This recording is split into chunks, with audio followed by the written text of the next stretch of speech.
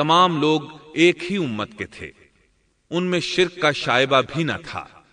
ابن جریر اور ابن کثیر رحمہم اللہ نے ابو موسیٰ اشعری رضی اللہ عنہ کی روایت بیان کی ہے، اللہ نے جب آدم علیہ السلام کو جنت سے زمین پر اتارا تو انہیں ہر چیز کی کاریگری اور صنعت کا علم تھا۔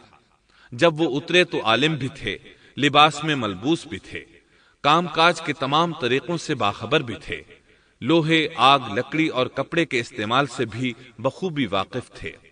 ہمارے برعکس وہ ان کاموں کو اپنی ابتدا ہی سے جان چکے تھے، کیونکہ ہم سب لوگوں کا حال یہ ہے کہ جب تک سکھایا نہ جائے ہمیں کچھ نہیں آتا۔ آج کے دور میں بعض افریقی قبائل کے افراد وحشیانہ اور غیر مہذب زندگی گزارتے ہیں۔ علماء کا کہنا ہے کہ یہ لوگ زمین پر رہنے والوں میں سے گمراہ ترین انسان ہیں۔ انہوں نے بہترین زندگی ضائع کر دی اور گھٹیا زندگی کو پسند کیا۔ تہذیب و تمدن کا آغاز چونکہ ابتدائے آفرینش سے ہے، اس لیے ہر انسان کی فطرت میں تہذیب کی سوجھ بوجھ موجود ہے۔ بہرحال آدم علیہ السلام کے بعد انسانی مخلوق کی تعداد روز بروز بڑھتی چلی گئی اور انسانی کمزوریوں کی بنا پر گناہ شروع ہو گئے۔ زمین پر سب سے پہلے ہونے والی معصیت قابیل کے ہاتھوں اپنے بھائی حابیل کے قتل کی صورت میں سامنے آئی۔